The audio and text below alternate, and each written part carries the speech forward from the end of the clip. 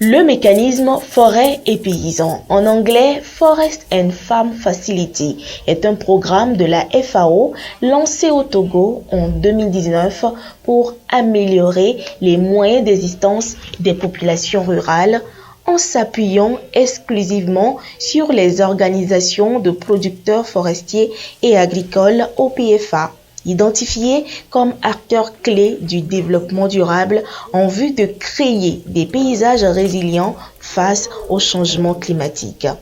Plusieurs OPFA spécialisés dans la transformation des matières premières agricoles en produits dérivés ont été accompagnés par ce mécanisme pour les rendre plus résilients et autonomes financièrement. Un an après sa mise en œuvre, l'heure est au bilan. Au début, nous avons connu des femmes et des hommes dans une situation de désemparés. Et donc, nous avons fait un diagnostic avec eux pour voir les réels besoins. Et nous les avons appuyés, nous avons renforcé leurs capacités sur des thématiques précises, en lien avec les activités qu'ils mènent. Et donc, les producteurs ont compris que nous devons sortir de l'étape de l'assistanat et qu'ils doivent prendre eux-mêmes leur destin en main. La coopérative Non-Viva dans les lacs, spécialisée dans la transformation du manioc en gari, tapioca et farine panifiable, peut désormais exporter ses produits à l'extérieur du pays. Elle reçoit ici son immatriculation en tant que société coopérative et son certificat de salubrité des produits transformés. Cette prouesse, elle la doit au mécanisme Forêt Paysan de la FAO.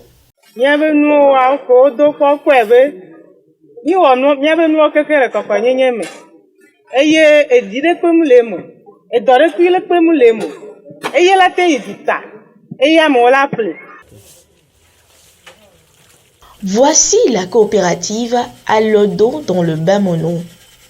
Ici, les producteurs agricoles ont été recyclés en techniques de transformation et de commercialisation de la tomate. Nous avons été aussi formés en marketing. Comment présenter le produit, l'emballage, l'étiquette, comment chercher le marché. Nous avons eu tout ça là comme formation. Nous sommes en face d'un schéma. Direction à Goto dans le Haro. La coopérative Terre Bénie se réjouit du bon chiffre d'affaires réalisé à l'issue de l'appui de la FAO. Nous sommes dans la production de l'huile de palmiste et du savon. Avant l'appui de la FAO, nous produisions uniquement des savons de ce genre que nous vendons dans la communauté. Mais avec l'appui de la FAO, nous avons commencé par produire des savons comme ça qui font déjà leur preuve sur le marché. À part ça, il y a aussi les savons liquides. FAO a su avoir l'idée de nous appuyer en temps de Covid-19 à pouvoir produire des savons liquides pour le lavage des mains.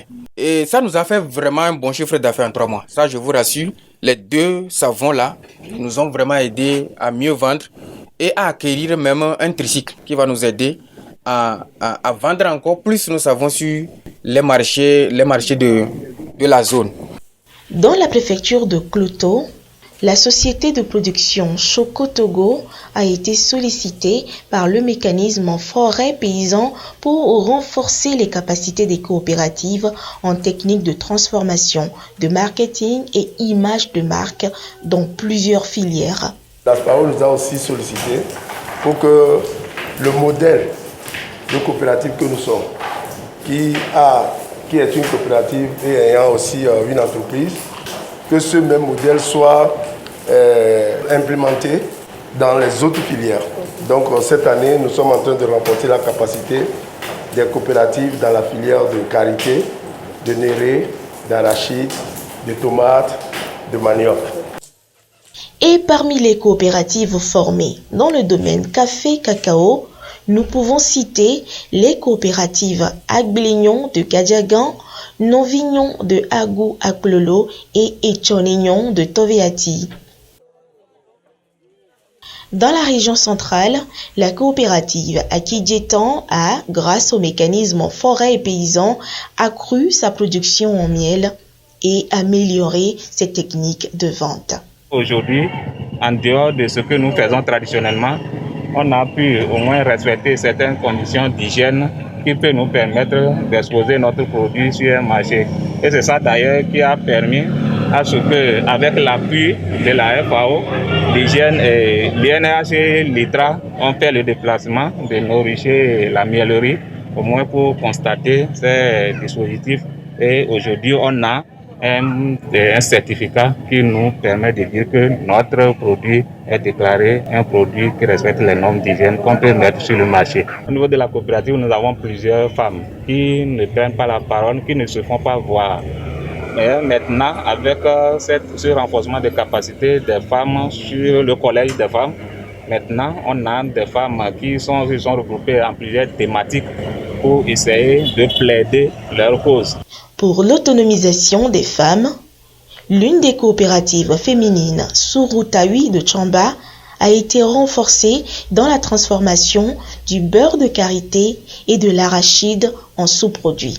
Notre produit kouloukoulou était négligé parce que les gens ne pouvaient pas acheter kouloukoulou au bord de la route dans un plat comme ça, non protégé.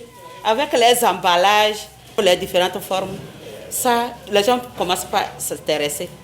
Les gens commencent même à demander à être que ça soit déposé dans les supermarchés pour qu'ils achètent. Nous sommes à Ketao dans la région de la Kara.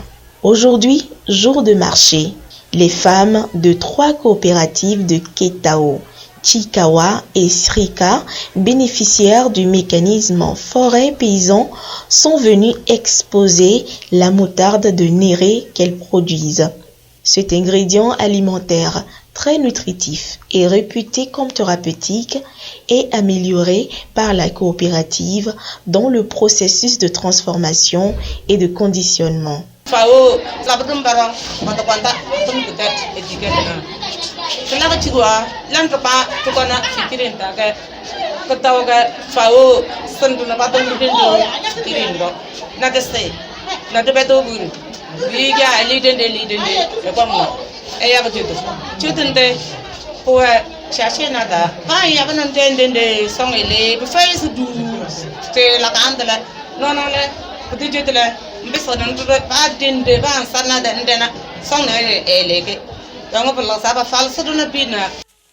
Toujours dans la Kara, voici la coopérative Toumoukan de Dangpen. Avec de l'igname, elle offre une kyrielle de produits bien emballés et respectant les normes d'hygiène et de qualité grâce à la FAO. Nous, on souffrait et on ne savait pas quoi faire et trouver notre pain quotidien. Donc grâce à Dieu, comme nous sommes mutés en coopérative, maintenant on s'est mis ensemble et on a des aides et on travaille et chacun de nous trouve à manger et à scolariser son enfant et au moins enrayer la pauvreté. Aujourd'hui, la FAO a laissé ses empreintes même dans les milieux les plus reculés au Togo. Grâce au mécanisme forêt et paysans, plusieurs coopératives sont sorties de la précarité. Plus de 30 OPFA dans les régions maritimes, Plateau, Central et Kara ont été touchés. Et pour toutes ces OPFA, devenues aujourd'hui des sociétés coopératives, la reconnaissance est grande. Nous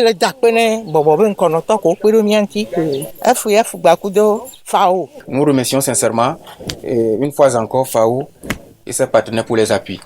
Le merci parce que ça nous a appris beaucoup de choses.